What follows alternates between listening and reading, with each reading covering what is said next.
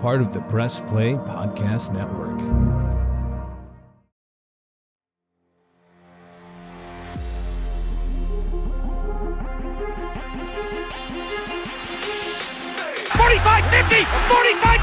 Run, William, run! He's got blockers in front. 5, touchdown!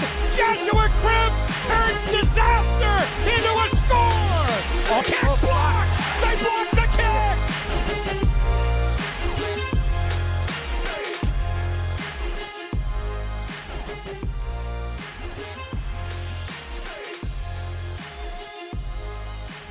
Well, Tyvis, here we are. Week 3. Hopes and dreams dissipating every Sunday that passes us. You know, I was trying to gather my thoughts about all the things I want to say today. And, you know, the one thing that keeps coming to mind, and I've seen this, people have written about it and talked about it, and really honing in on, you know, the question of 2 questions, okay? Who are the Browns? And who do they think they are? Because it's 2 different things. The Browns are not, they're not playing like themselves or what they are, or seeing themselves for what they are. You know what I'm saying? Like, because if they were, we would have seen more of a repeat from last week. And it's like, we go away from this winnable enough game plan. Winnable enough, okay? Because I'm saying winnable enough because it's not going to win us every game, especially with our run game now and Chubb out and the whole thing. It's not what it used to be. But enough to win these types of games like Sunday. And it's like they get this, I don't know what it is. And maybe you can help answer that for me. It's like they get this sense of winning, and I don't know why the game plan just completely changes and why they can't make adjustments early enough. You know, they didn't run the ball at all. I think it was like 12 times. I mean, it was absolutely ridiculous. And it just kind of turns into this dumpster fire. I mean, and I want to, and I really ask those 2 questions, you know, who are the Browns really? And their identity, and then who do they think they are? Because it feels like they're trying to be something that they're not. Well, I mean, that's obvious. I mean, you just look at the offense, and to me, what it really looks like is, you know, this is a team that they got two different minds. You know, you got let's focus on the offensive side, then I'll get to the defense. Offensively, you go and you get a quarterback, and you want him. You get the quarterback because he's had success in this league. You think that he has what it takes to get you to the Super Bowl, but you match him up with a coach or a coaching style, a play style Sure. that doesn't necessarily fit what he was great at. You know, so right at some point, you know, one of the 2 have to come to the realization that, hey, I got to conform. Either it's going to be Kevin conforming to Deshaun or Deshaun conforming to Kevin. And it just, to me, it just doesn't seem like it is matching. You know, I did a hit section today, and I was just thinking about it. I was thinking out loud as I was talking. When you think about Deshaun as the quarterback in Houston, and you think about the receivers that he had, it was all speed. Outside of D-Hop, it was all speed. And Deshaun's play style, to me, when I watched it, what made him so special was the fact that he could make a broken play and then he could just chuck it deep, and he can complete a deep ball to some fast guys. Mm-hmm. It wasn't necessarily timing. It wasn't necessarily, I'm going to take a 3-step drop or a 5-step drop and I'm going to hit my guy. It wasn't necessarily always like that. He did a lot of improvisation, and it was great. It worked for him. And you think about the Cleveland Browns system or what it's trying to be, and it just doesn't match what he does. You know, you don't have those speedy receivers that when a play breaks down, they can go deep and he can just chuck it up and get it. You know, you got guys that run really good routes, and when they come out, they break, they expect that ball to be there. You know, that's what they expect. And when you sit back and I start thinking about the game, And it was times that, obviously the offensive line was not great. It was not great. The injuries was what they were. Deshaun got swallowed up in the pocket a lot, took a lot of hits. But there was also some times that he holds on to the ball for too long. You only realistically you get 3 to 4 seconds to get rid of the ball. Like realistically, in a perfect world, 3 to 4 seconds should be all you need to get rid of the ball. And sometimes he holds that. He holds the ball, and he misses reads, or he, on the 4th and 1 where they had Akins in the flat, he should have threw that ball, but he decided to run for it. And it's just like, just throw the ball. Like, that's what it is. So I think that there is a lot of growing pains there, and it's just not there. And like he said a couple of weeks ago, it's going to take some time for this offense to find their identity and all of those things to get on the same page. And the problem is you're running out of time. Like you can't, you got to figure it out sooner than later. Now, I'm not hitting full panic mode because I played. It's week 3. Like week 3, a lot of crazy things happen in the first few weeks. Everybody's still trying to figure things out. So and the whole league overall, right, is still adjusting. Yeah, so I'm not hitting like, oh my God, the season's over. Like that's not where I'm at. But I'm at the point where it's like, all right, like the first quarter of the season is approaching. After that, like you should know who you are as a team, and you should know what you do. And I think that the Cleveland Browns, from the time that they became an organization, and by the time they came back, before they left, when they started the organization, they've been a run-first team. And the biggest component that's not there is the run game. You think about the difference between week 1 and week 2. It was the run game. They had 100%. And it That's wasn't, what I'm saying. It wasn't like the run game was like, they ran for 250 yards. No, they did. They were good enough, right? Exactly. It was a winnable enough. And I think that you putting too much on it. Like you want to be this deep passing team so bad. But to me, honestly, and it's no knock on them, it's no disrespect to them at all. I don't think you had a Johns and Joes to that. When you think about stretching the field and throwing a deep ball, you know who our best deep ball player is? It's Amari Cooper on a 20-yard fade. That's what it is. 20-yard fade is what you get. That's our deep ball. And we call that a deep ball. So I think they got to figure that part out very soon.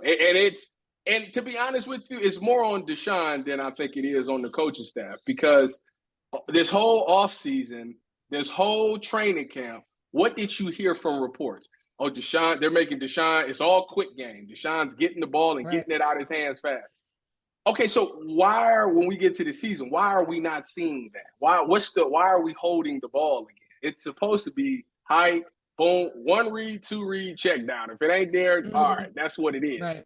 But there's a lot of holding of the ball, and it's causing sacks. It's causing him to get hit. And he's got to do a better job with that. Now, when you talk about the defensive side of the ball, I think that before you go to the defense here, I want to go back for a minute, because when it comes to him holding the ball longer and all of that, like all of that is he's clearly not confident in whatever he's about to throw. And he's also not, I was watching Aaron Rodgers on Thursday night, and like, you can see it when you're watching him. He's looking down and he's reading the whole field.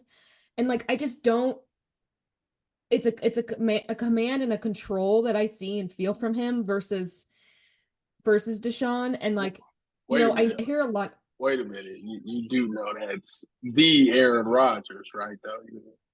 I'm fully aware. Aaron Rodgers, Deshaun Watson. That's what but how can I not? But Tyvis, if I can't even put them in the same. Wait a minute. 100%. What is a 3-time MVP?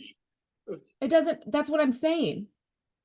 What then? What's our ceiling with Deshaun? If I can't, if that's something we should expect out of our quarterback, and I know that we can't with him right now, but he shouldn't also be looking like a lost puppy on the field, not knowing what to do or where to throw, and causing even more issues and holding the ball. And I know our offense is slow overall. We have a very slow offense, and I know but all of that, like, if he can't, that's the biggest problem here. He's never going to be, this is the thing, he's never going to be Tyvis what he was in 2020. I've come to that conclusion. Like that's it. That's gone. That version of him is gone. This is the new Watson. And not to say that he's not or could get better. I think the Browns are going to win some games. I watched them come out with a weird fluke on Sunday in Vegas, but like I just that none of it's gelling. It's never gelled. And the icing on the cake today, I was at the gym and this nice man who I see all the time, he's a big Steelers fan and he loves to talk to me about football. And he came up to me and he's like, Holly, and he only fist bumped me. How you doing? Whatever. And he's like, you deserve better. You deserve better. And I'm looking at him and I'm thinking, well, in what way? Yes, go on. Then I'm like, oh yeah, duh. He's talking about the Cleveland Browns. Because it's like, and it wasn't like this like salty, like we give each other shit, you know? It was like this very concerned, sad, like voice. And so when you say that like you can do this all day because you don't have feelings and it's blah blah blah and you're biased, you're not biased and the whole thing. Yeah. Most people don't think and feel that way though. So that's why I'm here to help represent about how long it's been and how frustrating it's been.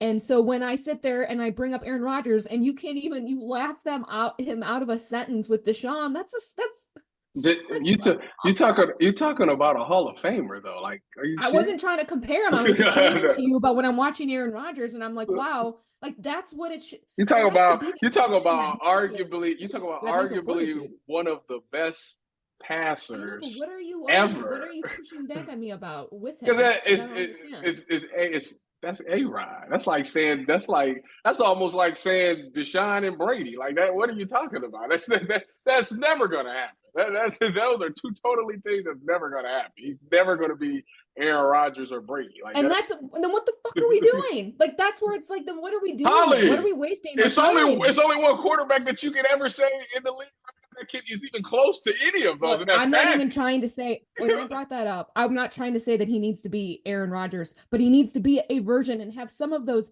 Any successful quarterback, you know this, Tyvis, is going to have those type. He's going to have a read on the field. He's going to have a control and a command on that field. He's going to know and see what other players, like that's the whole point of the quarterback. You have a lot to do. It's a big job. And if he can't do those things and read the field, then like, yeah, so I do watch Thursday Night Football and all, like I do every freaking week on Monday night and Sunday night, and think to myself, not as much Thursdays because most teams had to be on, but Sunday and Monday night, like, man, we're just not like that. And that's frustrating. And it gets to the point when you see this crap over and over and over again. Yeah, week 3, here we are. And it's like, we have these extreme highs and extreme lows. We go from getting our asses kicked on week 1 to kind of redeeming a little bit and showing improvement on week 2 to the complete dumpster fire again on week 3. And it's like, we should have we deserve more consistency at the very least. You know, at least when we were bad, we knew we were bad and we were consistently bad.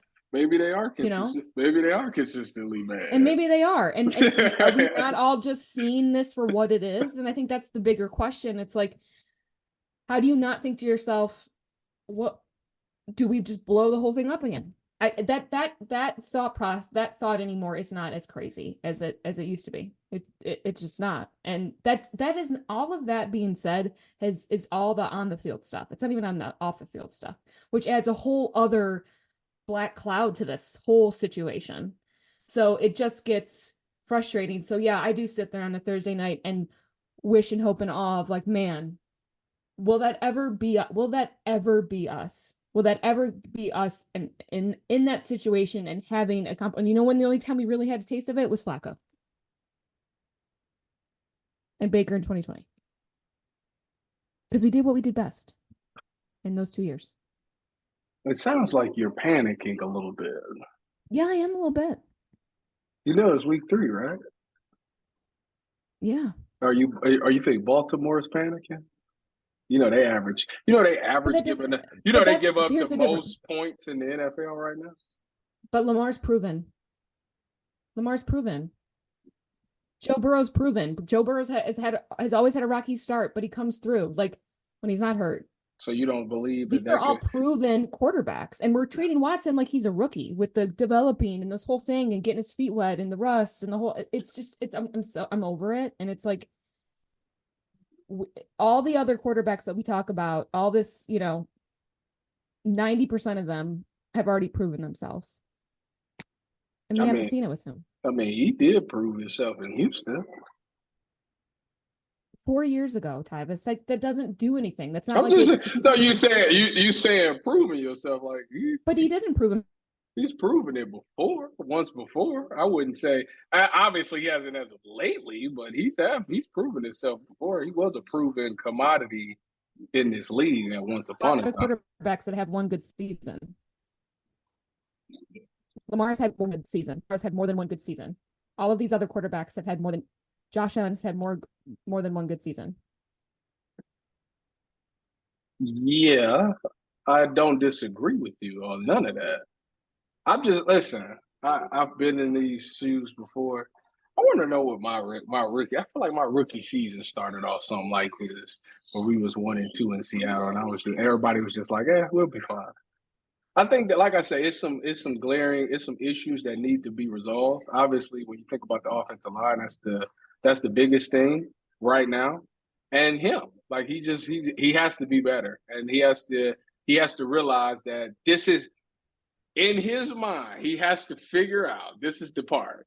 This ain't Houston no more. I don't have the Johns and Joes like that. I got guys that's gonna win their quick routes, and I'm gonna get them the ball. I'm not gonna have the game where I go for 350 yards. That's not what I need to do. What I need to do is I need to just go through, get the ball in my guys' hands, and let them slowly march the ball up the field. You think about the most successful drive that they had this season was a 16-play drive, and that's just what it is. It's grimy, dirty, not flashy football. That's what it is, and it's not all on him because, like I say, at the same point, you should. I'm not saying it's all on him. You're supposed to run the ball against a team that's terrible at stopping the run, and for you to come in here with your mindset, with the game plan being, we're gonna throw the ball all over the field. No, you're not. Like what happened is they fell for the fact that the Giants' defensive line was not producing right then and there. Everybody was panicking in New York, like, we got Brian Burns, Dexter Lawrence, and Kayvon Thibodeau, but these guys ain't getting sacks and pressure. It just doesn't look good. And they thought that they would take advantage of that. And they forgot the fact that dudes are dudes in this league for a reason. Like, their name for a reason.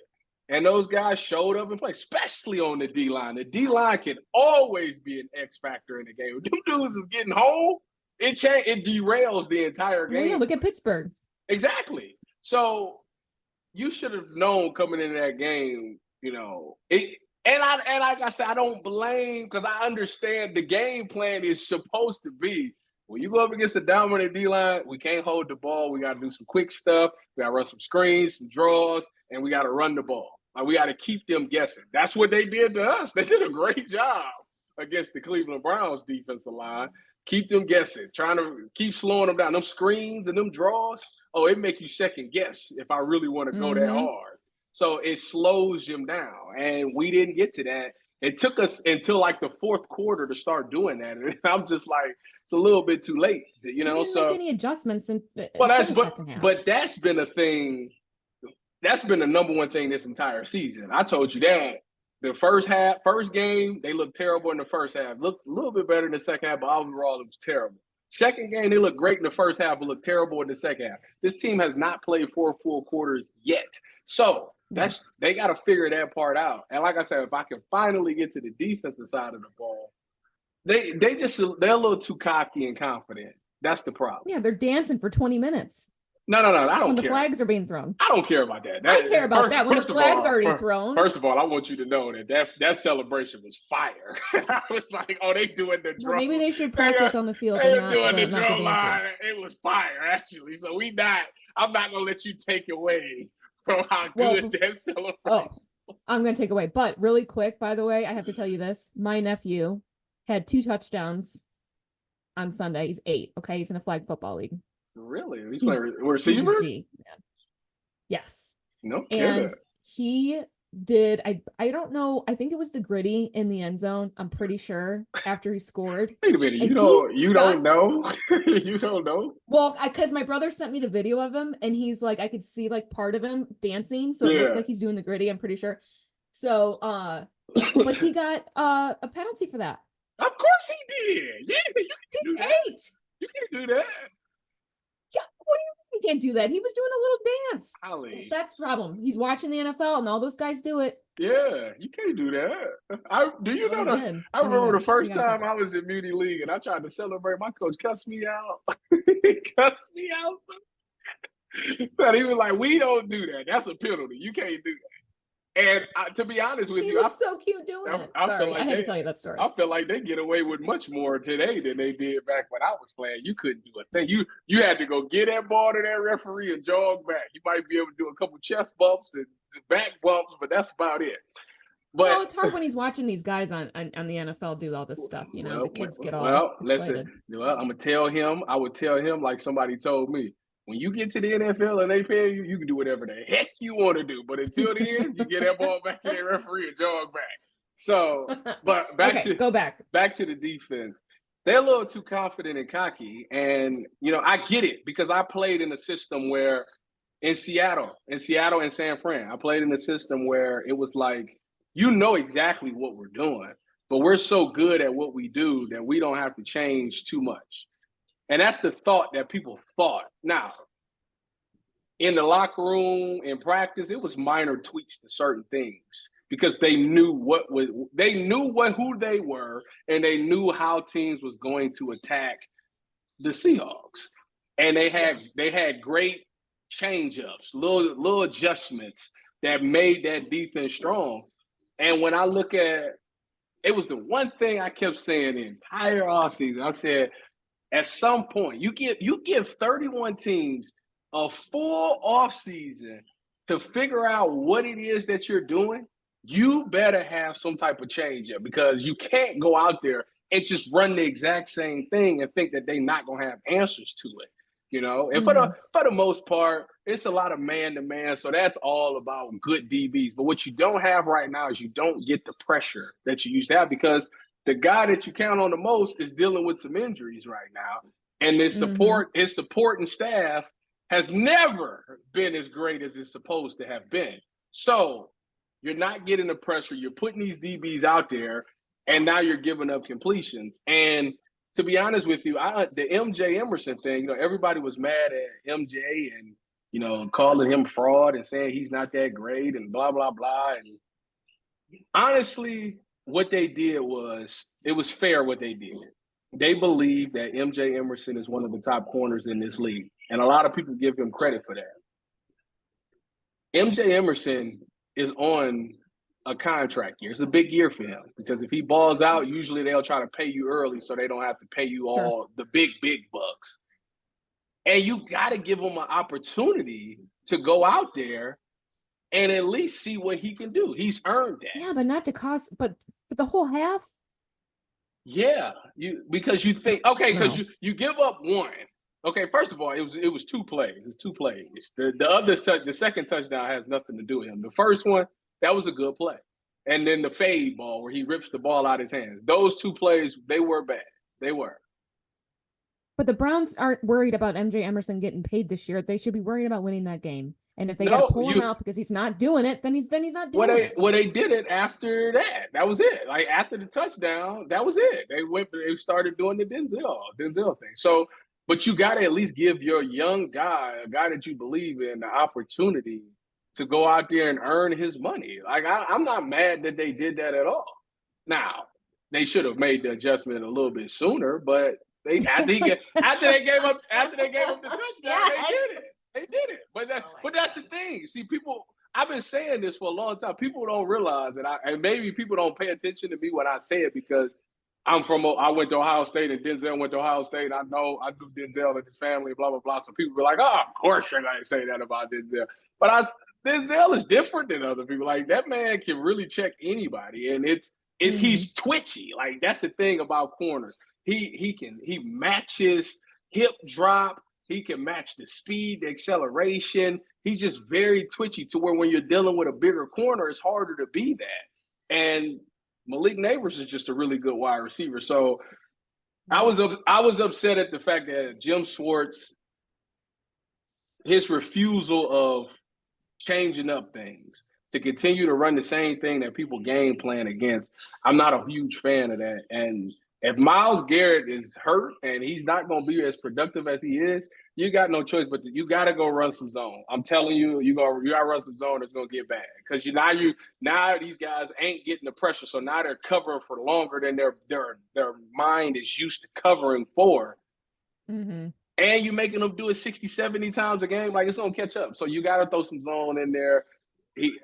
I know he don't like it, but you got to run some cover 3, get these guys a smoke break. Well, we'll have to see. So Sunday they go to Vegas. There's a crap ton of people from Cleveland going to this game. Tyvis, do you know that? Like, huge. Yeah. The Browns are taking a big charter. Guess what I'm doing? I'm going. Are you going? Yes. Ollie, listen. First of all, listen. I might be doing decently in my life. I haven't made it. What if the Browns were you going with the Browns? I haven't made it. They're not taking me. First of all, I wouldn't want to go because it's on the West. First of all, I'm going to Indiana on Saturday for the Big Ten. Yeah, then I say where you at on Saturday. Indiana. Mm-hmm. Indiana. 4-0 Indiana, by the way. And then I would probably miss the flight because I'm sure they're going to leave Saturday. So there's no way. But I'm doing mine from Columbus. I'm doing the pregame and postgame from Columbus. So it's going to be a beautiful day for me. I don't have to drive. Are you so happy? Man, it's like my prayers. He listens to me up there. I'm telling you, they listen to me up there. Some of the things I ask for, it just comes true every now and again. So I've been living right. That's what it means. I've been living right. That's true. I've been living right. A lot of people are going to Vegas for this game. Are you going? No, I am not going. Are you going to make an appearance? Look, I had my gallivanting of 2 weeks of travel for, I lived a different life the last 2 weeks. Are you ever gonna make it to a Browns game? I haven't seen you. I know. I'm gonna try and go to the next home game, which will be mid-October, right? In the next 3 weeks we're off. Yeah, so. They're going to that's my plan. Cincinnati. And then I will definitely be at the next home game. Well, I'll tell you what. Maybe we can watch the game together. We should plan that. I'll tell you what, the next time I see you at the next home game, we gonna know something about the Cleveland Browns by then. I mean, the writing will be all on the wall by then. We are. And you know what? If they're not that good and it continues, the more chances, when Kansas City comes rolling in and Taylor Swift comes to Travis's hometown, the better chance I get to maybe get a glimpse of her up on that sweet row, Will she be in the press box? Is she gonna be in the press box? But she'll be on the suite level, and that I will don't you worry about me getting up there. I'll get up there. I get up there. I was up there enough in my life. They're gonna have there's gonna be all kind of security there, so you ain't gonna get too close. Hey, I'll have credentials, so that's crazy because she'll be there, and I'll be like, yeah, okay. Nothing bothers me. Yeah, Tyvis. She's a human. She's a human being. I know. I love her. Look. It's in my plans, but before then, they're in Vegas. All right. We're going against the Raiders, who I'll be honest, I'm nervous because they're coming off, they lost to Carolina, obviously, last week, 36-22. They did beat the Ravens, though. So it's going to be an interesting game. Probably a pretty low scoring game. Browns are a 1.5 point favorite over the Raiders. But I think it's going to be kind of an ugly game. I don't know. It's either going to go what do you really mean good. What do you mean ugly? First of all, I just think it's going to be like a low scoring, gritty, not like an exciting. I don't know. I just don't.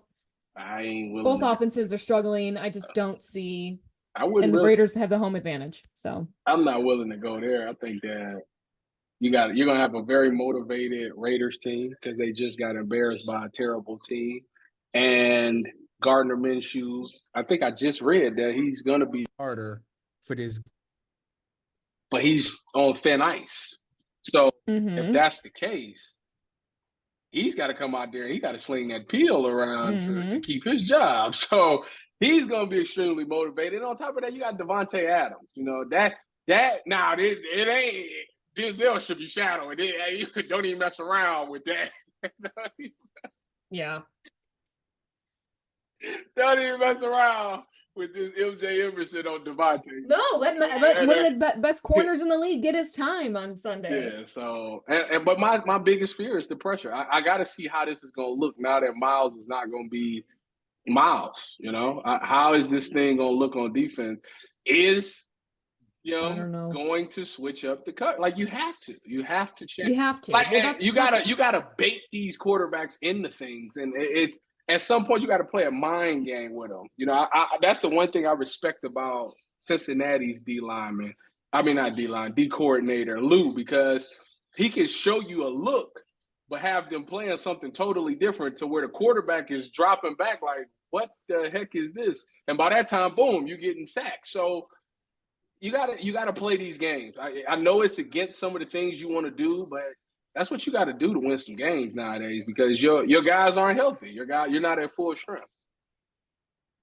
Yeah, I mean, look, that's the theme here. We just need to make adjustments overall. You know, as more and more we start to uncover every week, and we learn about the real identity of this team on both sides of the ball. Adjusting to make what we need to do to win these games, especially this first half, to get Deshaun more and more comfortable, then that needs to be the game plan, and we need to stop being something that we're not. And yeah, right. I miss Joe Flacco, so I'll just say it. I just do. That is. I do. There was a different presence on the field, and look again. I hope that Deshaun can get to a point where he's comfortable and we're comfortable with him on that field, and we're just not there yet. So. What's your prediction? For the game? Yeah. 31-27 Browns. Oh. You're going a little bit higher on the score there. Gardner Minshew is going to sling that field around. And he gone. Don't you remember when with the Colts hitting us with the shit? Gardner Minshew gonna play like his hair on fire, and the name alone is just fantastic. Antonio Pierce is a really good coach and a good motivator, so those guys are gonna be fired up. It's at home, and they well, that's what I mean. They desperate for it. They're actually in the same boat that we're in. They're desperate. Yeah. They got embarrassed last game, and they're desperate for a win to save their season. So both teams are going to play about the same. So 31-27 is my prediction.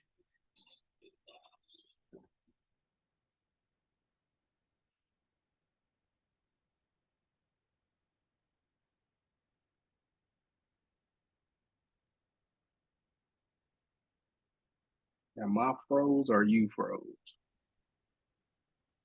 That's my prediction coming up, but that can change. So, what's your prediction? I'm gonna.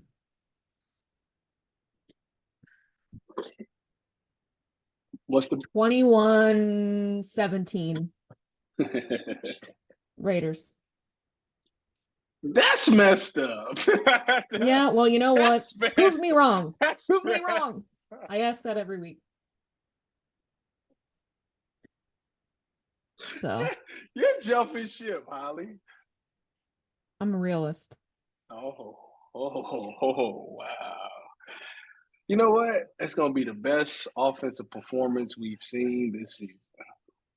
Look, your lips to God's ears. I think that's what anytime that it's a panic, anytime that you just when you, because it's right around that time where everybody's ready to jump off the wagon. Right when you're ready to jump off, they do something good to keep you right back in. So this is the time that will happen. I'm just telling you. Look, if they take 2 or 3 out of this 3-game road trip, I'll be happy. What if they take? I will be content. What if they take all 3? Why even bring that up? Because it's not. Hey, This is NFL football. I will eat my words if that happens, but that's not being realistic. If they get 2 out of 3, I'll be happy. Listen to me. I'm worried about they're going to get 1. This is the NFL. Anything can happen. Anybody can win on any NFL, not for long. Sunday. Yeah, trust me. I know the meaning of that. All right. Well, we'll see where we land next week. After this Browns team travels to Vegas, and I don't know if I'll be gambling on this game. I got to think about it. Unfortunately, as a Cleveland Browns employee, I am not allowed to gamble on this. So I know. I will not be gambling on this game. I know. All right. Well, we'll be back. We'll be back next week on the Orange is Oranger. I'm Holly Wetzel. He is Tyvis Powell. Tyvis. Go Browns! We making a comeback. It's not over until it's over. Let's go Browns.